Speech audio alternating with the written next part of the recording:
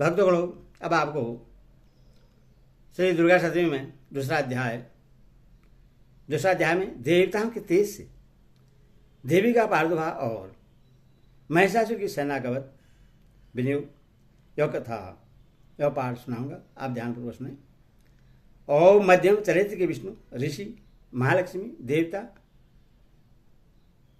उष्णक, छंद, सांगभरी शक्ति, दुर्गा, बीज, वायु तत्व और यजुर्वेद स्वरूप है। श्री महालक्ष्मी की प्रसन्नता के लिए मध्यम चरित्र के पाठ में इसका विनियोग है। मैं कमल के आसन पर बैठी हुई प्रश्न मुखवारी महिषासुर मर्दिनी भगवती महालक्ष्मी का भजन करता हूं, जो अपने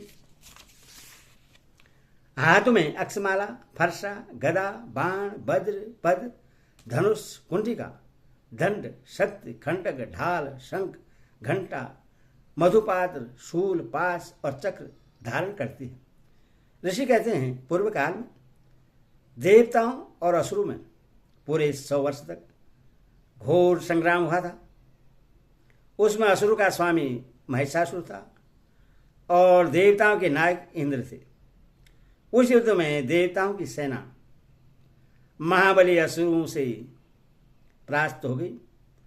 संपूर्ण देवताओं को जीतकर महिषासुर इंद्र बन बैठा। तब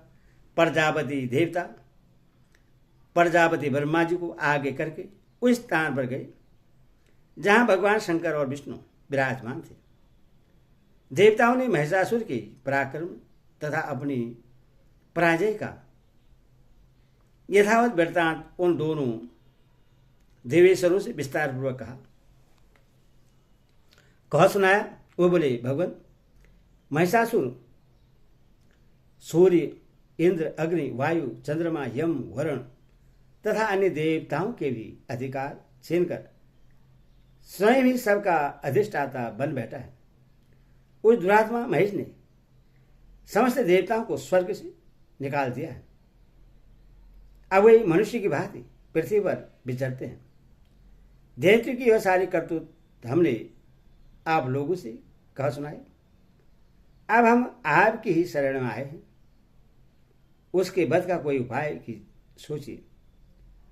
इस प्रकार देवताओं के वचन सुनकर भगवान विष्णु और शिव ने दैत्यों पर बड़ा क्रोध किया। उनकी भौहें तन गई और मुंह टेढ़ा हो गया। तब अत्यंत कोप में भरे हुए चक्रपाणी श्री विष्णु के मुख से एक महान तेज प्रकट हुआ। उसी प्रकार ब्रह्मा, शंकर तथा इंद्र आदि अन्यायन देवताओं के शरीर से भी बड़ा भारी तेज निकला। वह सब मिलकर एक हो गया। महान तेज का वह पुंज जावलीमान पर्वत सा जान पड़ा। देवताओं ने देखा, वहां उसकी ज्वालाएं संपूर्ण दिशाओं में व्याप्त हो रही थी। संपूर्ण देवताओं के शरीर से प्रकट हुए उस तेज की कहीं तुलना नहीं थी। एकत्रित होने पर वह एक नारी के रूप में परिणित हो गया और अपने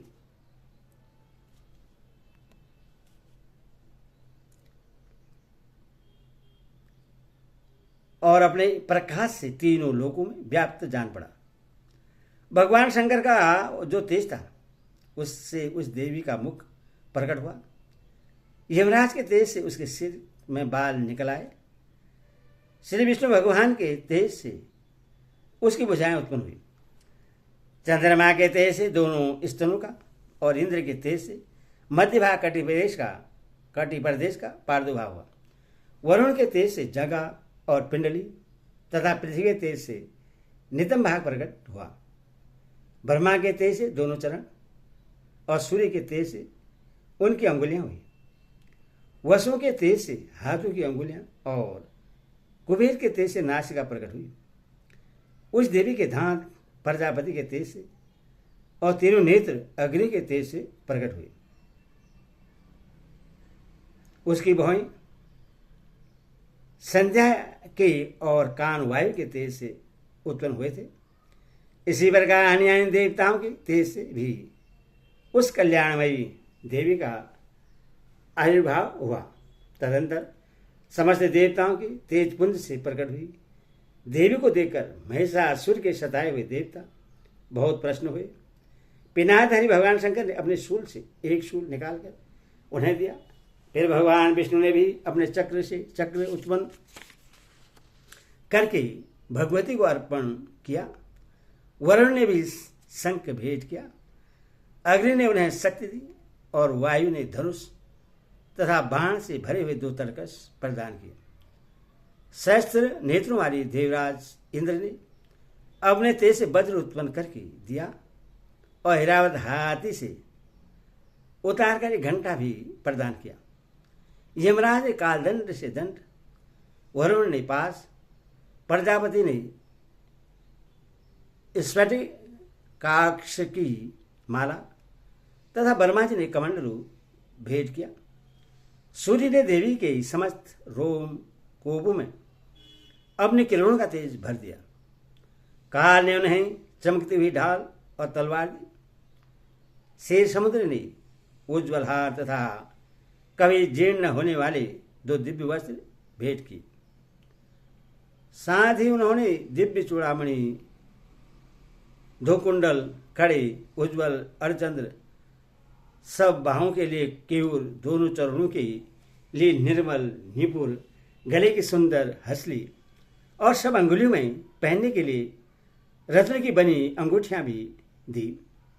विश्वकर्मा ने उन्हें अत्यंत निर्बल फरसा भेंट किया। साथ ही अनेक प्रकार के अस्त्र और अभेद कवच दिए। इनके सिवा मस्तक और वह स्थल पर धारण करने के लिए कभी न कुम्हारने वाले कमलों की माला दी। जलधि ने उन्हें सुंदर कमल का फूल भेंट किया। हिमालय ने सवारी के लिए सिंह तथा भांति भांति के रत्न संपृक्त किए। धनाध्यक्ष कुबेर ने मधु से भरा पान पात्र दिया तथा संपूर्ण नागों ने, राजा शेष ने, जो इस पृथ्वी को धारण करते हैं, उन्हें बहुमूल्य मणियों से विभूषित नागहार भेंट किया। इसी प्रकार अन्य देवताओं ने भी आभूषण और अस्त्र शस्त्र देकर देवी का सम्मान किया। तत्पश्चात उन्होंने बारंबार अट्टहासपूर्वक उच्च स्वर से गर्जना की। उनके भयंकर नाद से संपूर्ण आकाश गूंज उठा।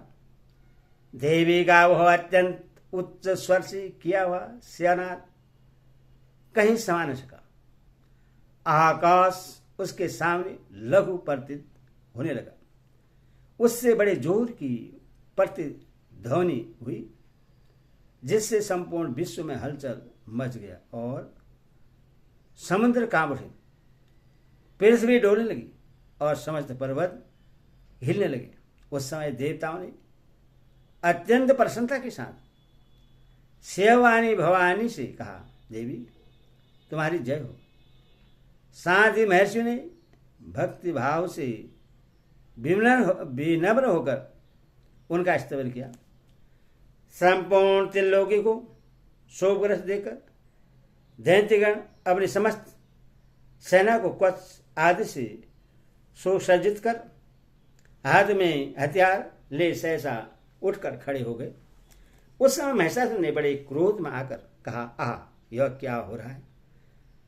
फिर वह संपूर्ण असुरों से घिरकर उस सिंहनाद की ओर लक्ष्य करके दौड़ा और आगे पहुंचकर उसने देवी को कहा, जो अपनी प्रभा से तीनों लोगों को प्रकाशित कर रही थी। उनके चरणों के भार से पृथ्वी दबी जा रही थी।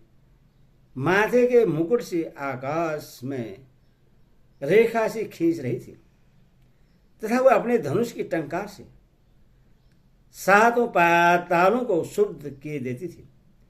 देवी अपने हजारों भुजाओं से संपूर्ण दिशाओं को आशासित करके खड़ी थी।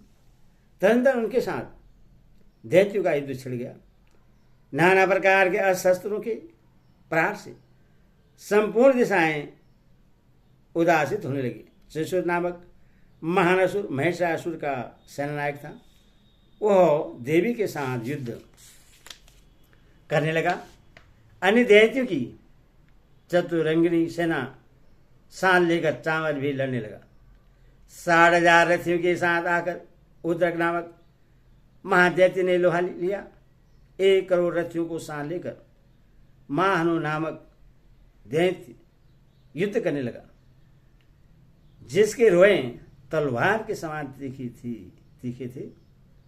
वह अश्लोमान नाम का महादैत्य 5 करोड़ रथी सैनिकों के सहित युद्ध में आ डटा। 60 लाख रथियों से घिरा हुआ वास्कर नामक दैत्य भी उस युद्ध भूमि में लड़ने लगा। परिवारित नामक राक्षस हाथी सवार और घुड़सवारों के अनेक दलों तथा 1 करोड़ रथियों की सेना लेकर युद्ध करने लगा। बिडाल नामक दैत्य 5 अरब रथियों से घिरकर लोहा लेने लगा। इनके अतिरिक्त और भी हजारों महादैत्य रथ हाथी घोड़ों की सेना साथ लेकर वहां देवी के साथ युद्ध करने लगे। स्वयं महिषासुर उस रणभूमि में कोटि कोटि सहस्त्र रथ हाथी और घोड़ों की सेना से घिरा हुआ खड़ा था।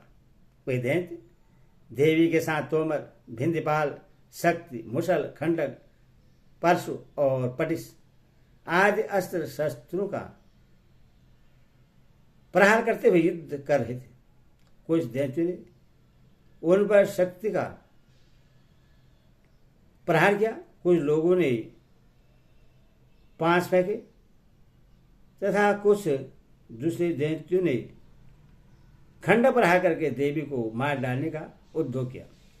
देवी ने भी क्रोध में भरकर खेल खेल में ही अपने अस्त्र शस्त्रों की वर्षा करके दैत्यों के समस्त अस्त्र शस्त्र काट डाले।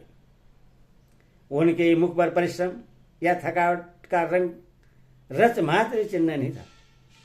देवता ऋषि उनकी स्तुति करते थे और वह भगवती परमेश्वरी दैत्यों के शरीर पर अस्त्र शस्त्र की वर्षा करती रही। देवी का वाहन सिंह भी क्रोध में भरकर गर्दन के बालों को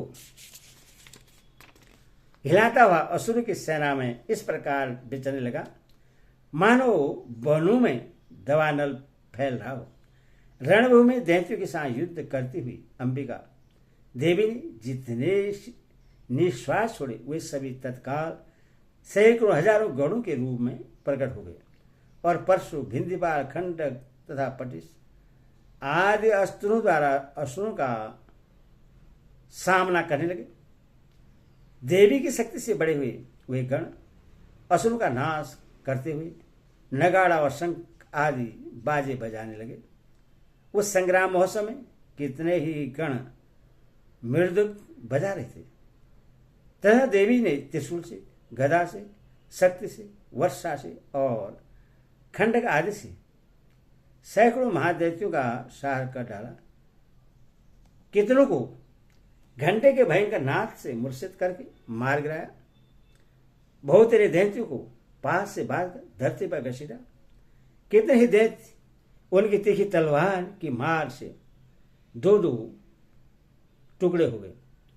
कितने ही गधा की चोट से घायल हो धरती पर सो गए। कितने ही मुसल की मार से अत्यंत आहत होकर रक्त वहन करने लगे। कुछ दैत्य सूल से छाती फट जाने के कारण पृथ्वी पर ढेर हो गए। उस रणांगण में वाण समूह की वृष्टि से कितने ही असुर की कमर टूट गई। बाज की तरह झपटने वाले देवी पीड़क दैत्यगण अपने प्राणों से हाथ धोने लगे। किन्हीं की बाहें छिन्न भिन्न हो गई। कितनों की गर्दन में कट गई। कितने ही दैत्यों की मस्तक कट कट कर गिरने लगे। कुछ दैत्यों के शरीर मध्य भाग में ही विदीर्ण हो गए। कितने ही महादैत्य जांघें कट जाने पर पृथ्वी पर गिर पड़े। कितनों को ही देवी ने एक बाह और एक पैर और एक नेत्र वाले करके 2 टुकड़ों में चीर डाला। कितने ही दैत्य मस्तक कट जाने पर भी गिरकर फिर उठ जाते और केवल धड़ के ही रूप में अच्छे अच्छे हथियार हाथ में ले देवी के साथ युद्ध करने लगते थे। दूसरे कबल युद्ध के बाजू की लय पर नाचते थे। कितने ही बिना सिर के धड़ हाथ में खंडक शक्ति और रिष्टि लिए दौड़ते थे तथा दूसरे दूसरे महादेव ठहरो ठहरो यह कहते हुए देवी को युद्ध के लिए ललकारते थे। जहां वो घोर संग्राम हुआ था वहां की धरती देवी के गिराए हुए रथ, हाथी, घोड़े और असुरों की लाशों से ऐसी पड़ गई थी कि वहां चलना फिरना असंभव हो गया था। दैत्यों की सेना में हाथी, घोड़े और असुरों के शरीरों से इतनी अधिक मात्रा में रक्तपात हुआ था कि थोड़ी ही देर में वहां खून की बड़ी बड़ी नदियां बहने लगी। जगदम्बा ने असुरों की विशाल सेना को क्षण भर में नष्ट कर दिया। ठीक उसी तरह जैसे तृण और काठ से भारी ढेर को आग कुछ क्षणों में भस्म कर देती है और वह सिंह भी गर्दन के बालों को हिला हिलाकर जोर जोर से गर्जना करता हुआ दैत्य के शरीरों मानो उनके प्राण चुने लेता था। वहां देवी के गणों ने भी उन महादैत्यों के साथ ऐसा युद्ध किया जिससे आकाश में खड़े हुए देवतागण उन पर बहुत संतुष्ट हुए और फूल बरसाने लगे। इस प्रकार मार्गशीर्ष पुराण में श्रावणी मनंत्री की कथा के अंतर्गत देवी महात्म्य में महिषासुर की सेना का वध नामक दूसरा अध्याय पूरा हुआ। बोल दुर्गे माता की जय।